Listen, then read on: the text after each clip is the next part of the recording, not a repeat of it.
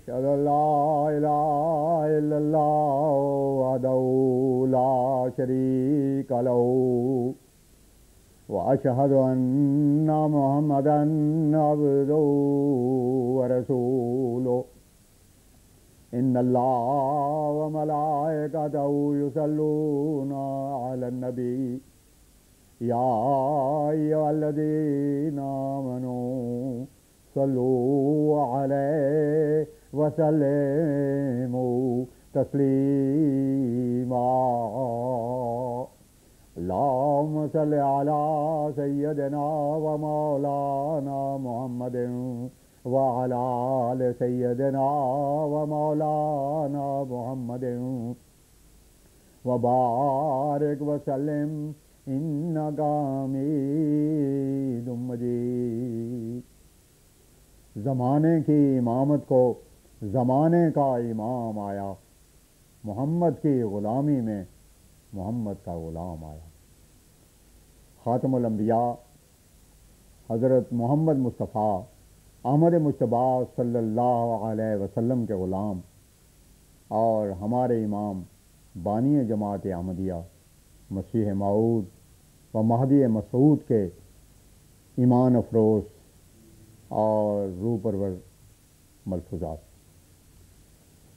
حضرت اقدس نے اپنی رقم فرمودہ اعجازی تالیف اعجاز المسیح کا ذکر کرتے ہوئے مجلس میں ارشاد فرمایا، اگرچہ یہ کتاب بظاہر کوئی عجیب اور اعجاز نظر نہ آتی ہو، مگر اس کی اشاعت پر دنیا کو معلوم ہو جائے گا۔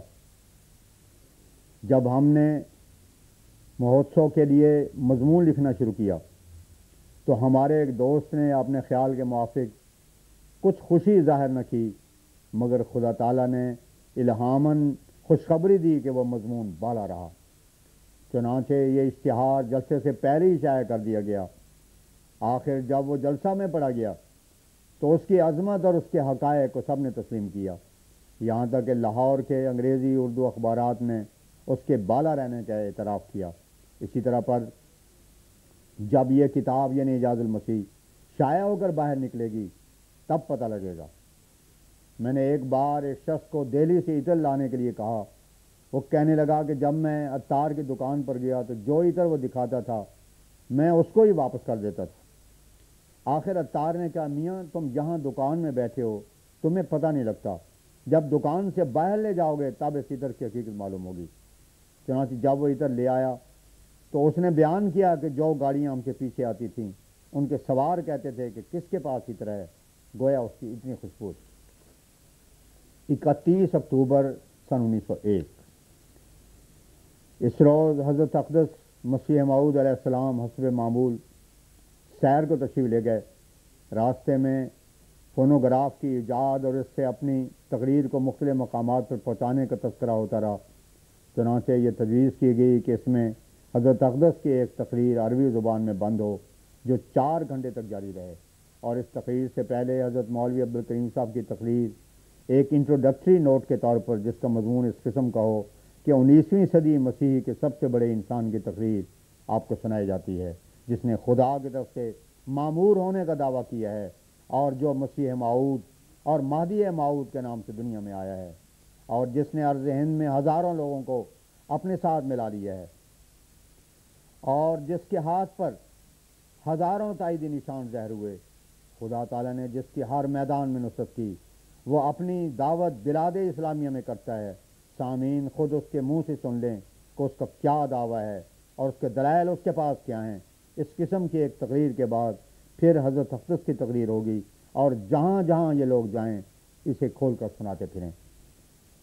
سیر سے تشریف لا کر حضرت اقدس مسیح موعود علیہ السلام نے قاضی یوسف علی صاحب نعمانی کو دیکھا اور اندر تشریف لے گئے۔ پھر زور کے وقت تشریف لائے، نمازیں جمع ہوئیں۔ آج اتفاق سے ڈاک میں حکیم محمد اجمل خان صاحب دہلوی کا خط اور حازم الملک میموریل فنڈ کے کاغذات آپ کے پاس پہنچے۔ حضور نے اس موقع سے فائدہ اٹھا کر تبلیغ کرنے کا ارادہ ظاہر فرمایا۔ 1 نومبر سن 1901 بروز جمعۃ المبارک حضرت اقدس جری اللہ فیہ الانبیاء علیہ الصلوۃ والسلام بعد نماز مغرب حسب معمول رونق افروز ہوئے ارد گرد خدام ارادت مندی کے ساتھ حلقہ باندھے بیٹھے تھے۔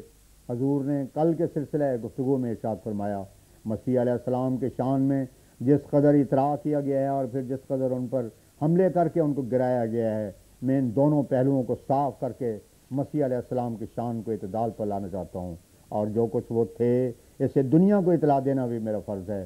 آج میں اس پر بہت غور کرتا رہا کہ عیسائیوں نے جو مسیح کو خدا بناتے ہیں، باوجود خدا بنانے کے ان کے ساتھ کیا سلوک کیا ہے، اور باتوں کے علاوہ ایک نئی بات مجھے معلوم ہوئی، اور وہ یہ ہے کہ تاریخ سے معلوم ہوا ہے کہ جی یوسف کے ساتھ حضرت مریم کی شادی اس کی ایک بیوی پیرے بھی موجود تھی۔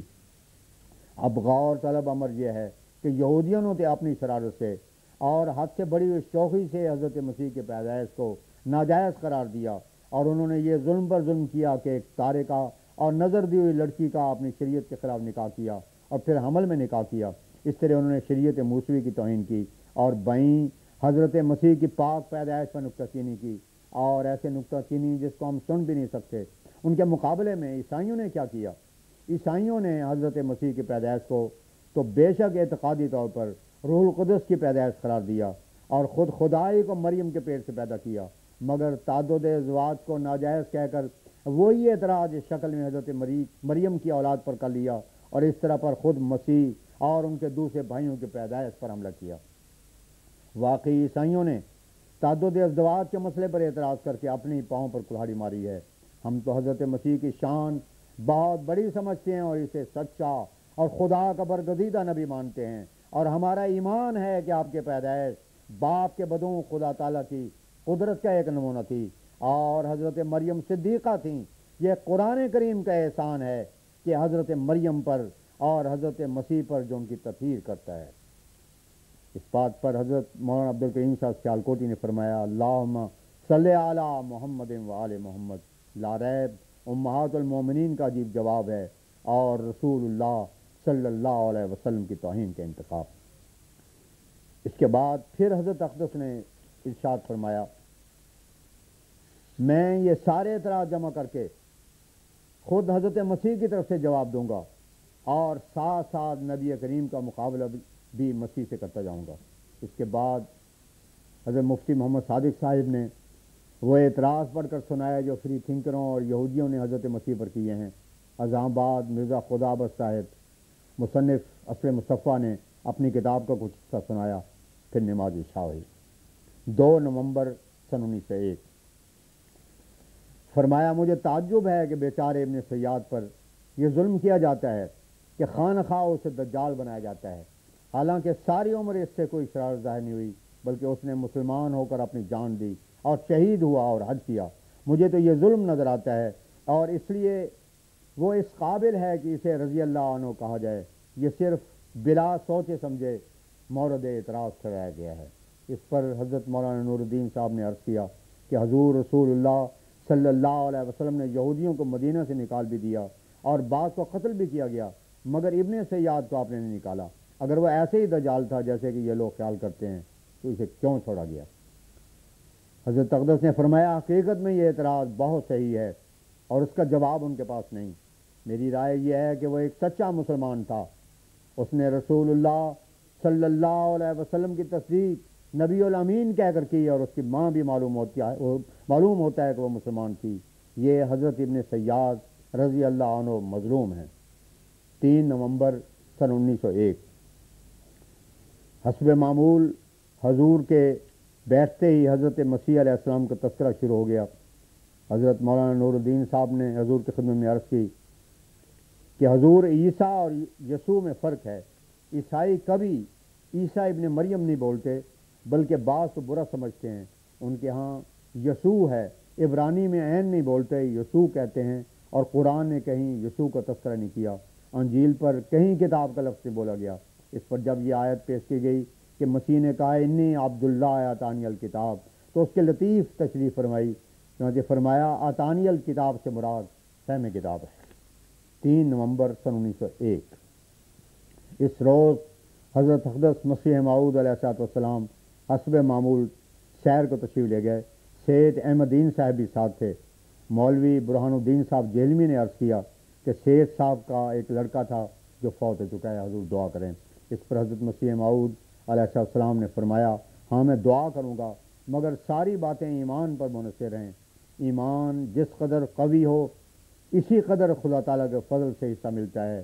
خدا کے پاس کیا نہیں، اگر ایمان قوی نہ ہو تو انسان خدا سے بدظن ہو جاتا ہے اور پھر تعویذ گنڈے کرنے لگتا ہے اور غیر اللہ کی طرف جھک جاتا ہے۔ پس مومن بننا چاہیے۔ دعا کے لیے اصول ہیں، میں نے بہت دفعہ بیان کیا ہے کہ خدا تعالیٰ کبھی اپنی منواتا ہے اور کبھی مومن کی مانتا ہے۔ اس کے سوا چونکہ ہم تو علیم نہیں اور نہ اپنی ضرورتوں کے نتائج سے آگاہ ہیں، اس لیے بعض وقت ایسی چیزیں مانگ لیتے ہیں جو ہمارے لیے مضر ہوتی ہیں۔ پس وہ دعا تو قبول کر لیتا ہے اور جو دعا کرنے کے واسطے مفید ہوتا ہے وہ اسے عطا کر دیتا ہے۔ جیسے ایک ذمہ دار کسی بادشاہ سے ایک اعلیٰ درجے کا گھوڑا مانگے اور بادشاہ اس کی ضرورت کو سمجھ کر عمدہ بیل دے دے تو اس کے لیے وہی مناسب ہو سکتا ہے۔ دیکھو، ماں بھی تو بچے کی ہر خواہش کو پورا نہیں کرتی، اگر وہ سانپ یا آگ کو لینا چاہے تو کب دیتی ہے۔ بس خدا تعالیٰ سے کبھی مایوس نہیں ہونا چاہیے اور تقوی اور ایمان میں ترقی کرنی چاہیے۔ پھر فرمایا، ریا کی رفتار بہت دھیمی ہوتی ہے اور وہ چونٹی سے بھی باریک چلتی ہے۔ ہر تحسین اور توہین میں ریا کا ایک شعبہ ہوتا ہے، یہاں تک کہ مومن کو چاہیے کہ اگر کسی کی طرف سے کوئی نیکی اور فائدہ پہنچے، اگر وہ اس کی تحسین سے پہلے خدا کی تعریف نہیں کرتا تو یہ بھی ریا میں داخل ہے۔ ایسا ہی کسی تکلیف یا بدی کے وقت ضروری ہے کہ خدا کی حکمت کو مد نظر رکھے۔ حضرت مسیح پاک علیہ السلام کیا خوب فرماتے ہیں، اگر اس شاخ کا ہو پاک دامن، یقین سمجھو کہ ہے تریاک دامن، مگر مشکل یہی ہے درمیان میں کہ گل بے خار کم ہیں بوستان میں۔ وآخر دعوانا ان الحمدللہ رب العالمین۔